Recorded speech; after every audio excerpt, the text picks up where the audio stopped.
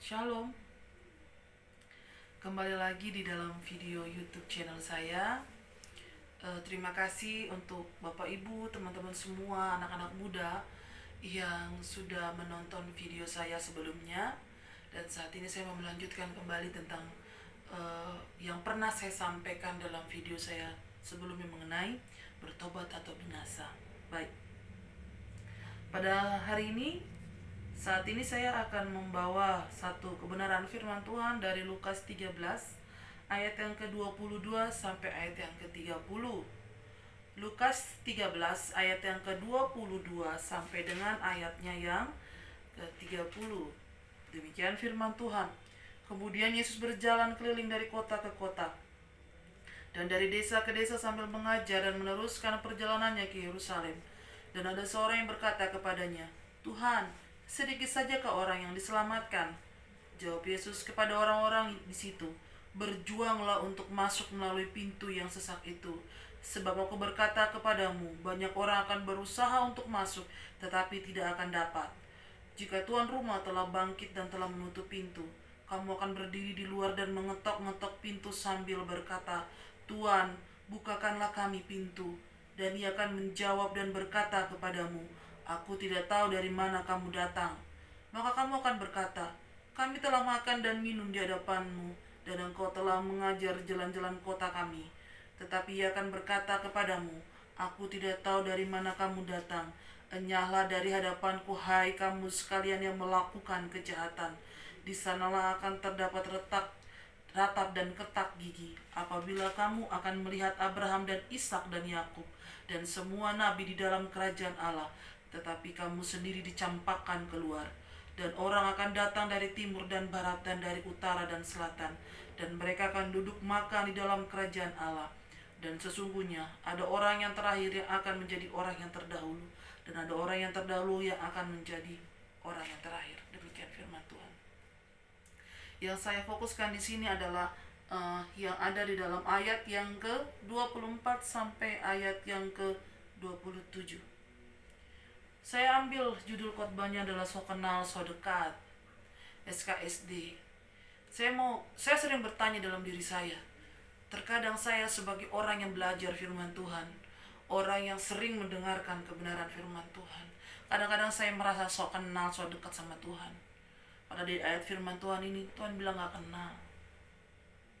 Dalam ayat ini, dari ayat yang ke-24 sampai yang ke-27, terutama ayat yang ke-26, "Kami telah makan dan minum di hadapanmu." Bayangkan, dia sudah makan dan minum di hadapan Tuhan, tapi Tuhan bilang, "Enyahlah engkau hai orang yang melakukan kejahatan."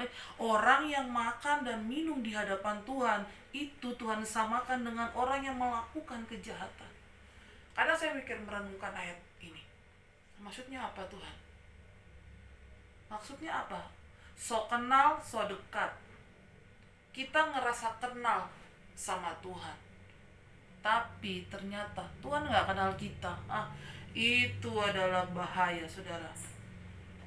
Nah, saat ini saya tetap berjuang. Saya berjuang sekali, karena disitu dikatakan berjuanglah untuk masuk ke pintu yang sempit, yang sesak. Itu sesak, berarti kan gak lebar dia. Jadi kita harus berjuang untuk masuk melalui pintu yang sesak itu. Karena di ayat firman Tuhan yang lain dikatakan, kita ini bukan orang murahan, kita anak-anak Allah. Kita mengikuti teladan Yesus, tidak mungkin hidup kita nyaman. Kita juga harus melakukan, kita harus berjuang sama kayak Kristus. Dia berjuang mati di kayu salib. Nah, itu yang terkadang kita nggak kenal. Terutama, mohon maaf sekali, kita yang sudah katanya melakukan pelayanan, katanya sudah melakukan, sudah lahir baru sudah angkat tangan dan berdoa, "Saya terima Engkau Tuhan sebagai Tuhan dan Juru Selamat." Di sini dikatakan orang yang makan minum di hadapan Tuhan, Tuhan nggak kenal. Gimana itu? Oke. Yuk sama-sama kita pikirkan dulu baik-baik tentang kehidupan kita saat ini. Banyak orang yang merasa percaya kepada Tuhan, tapi tidak dapat masuk surga sekalipun dia makan dan minum di hadapan Tuhan. Tetapi ketika waktunya tiba, Tuhan tidak mengizinkan orang-orang itu masuk ke dalam. Kenapa Tuhan tidak izinkan? Karena Tuhan tidak tahu dari mana dia datang.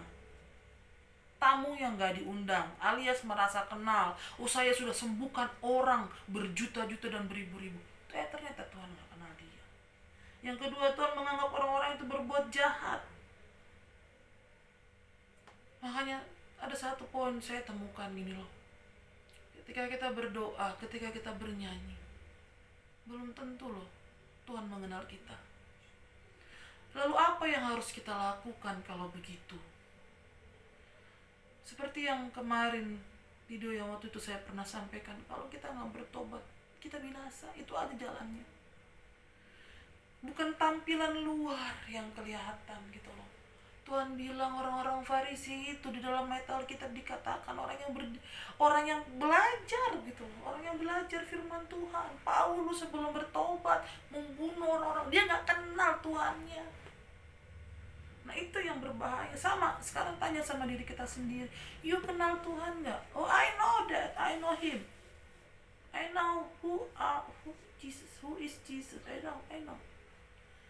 Tapi balik lagi, Yesus kenal lo nggak? Kenal gue nggak? Atau lu and gue and?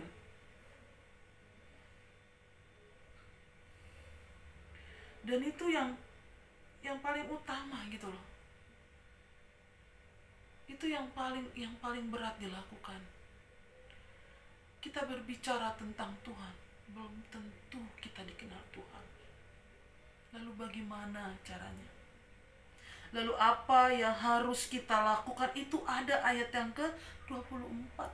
Kebanyakan karena kita sudah melakukan pelayanan, kadang kita lupa hubungan. Banyak orang saya mengalaminya. Ketika saya banyak pelayanan, melayani orang, saya lupa ada hubungan dengan Tuhan. Itu yang lupa. Dan itu yang hilang dari orang-orang yang percaya gitu loh. Karena Tuhan bilang di ayat yang ke-24, kita harus berjuang. Artinya pelayanan itu adalah hasil pertobatan. Bukan karena pelayanan kita bertobat, salah. Kita bertobat dulu. Kalau dibilang 3 tahun ke-12 murid itu diajar dulu. Kita diajar dulu. Kita punya communication dengan Tuhan dengan baik gitu loh. Nah itu yang lupa. Terkadang orang, terutama saya seorang yang belajar teologi itu kan, sudah teologi, sudah sarjana teologi, ternyata saya lupa hubungan. Tidak usah menghakimi, saya tidak bermaksud menghakimi siapapun di sini. Hanya saya mengajak, mari kita tanya diri kita sendiri. Betapa sedihnya. Di ayat yang ke-26, saya tekankan ayat yang ke-26, di situ dikatakan, kami telah makan dan minum di hadapanmu kita makan dan minum. Tapi Tuhan menjawab, nyala dari hadapanku, hai kamu sekalian yang melakukan kejahatan. Nah itulah, mari kita tanya pribadi kita masing-masing. Karena orang yang benar berjuang yang akan masuk kerajaan Allah. Saya kasih contoh seperti ini, seperti ketika kita lahir ke dunia ini. Dalam hubungan suami istri, ketika itu pembuahan terjadi ketika sperma itu masuk ke dalam sel telur, dan itu berjuang. Nggak cuma satu, banyak. Tetapi yang akan lahir itulah pemenang. Makanya kita disebut pemenang. Berjuang tidak ada habisnya, tidak usah berakhir dengan kita melakukan pelayanan. Belum tentu kita bertobat. Jadi semua harus dibaharui, semua harus tahu apa yang harus dilakukan. Ingat ayat firman Tuhan ini. Karena kalau kita sudah makan dan minum di hadapan Tuhan, berarti kan kita udah ada, ya pasti kita sudah banyak tahu tentang Tuhan gitu loh. Nah itulah Bapak Ibu, teman-teman semua, termasuk anak-anak muda semua, dan saya sendiri. Mari yuk kita sama-sama renungkan dulu ayat ini baik-baik. Pelayanan yang banyak, berdoa kepala di atas, kepala di bawah, kaki di atas sekalipun. Nyanyi sampai suara kemana-mana. Kembali lagi ke ayat ini. Yang Tuhan mau cuma satu, kita berjuang.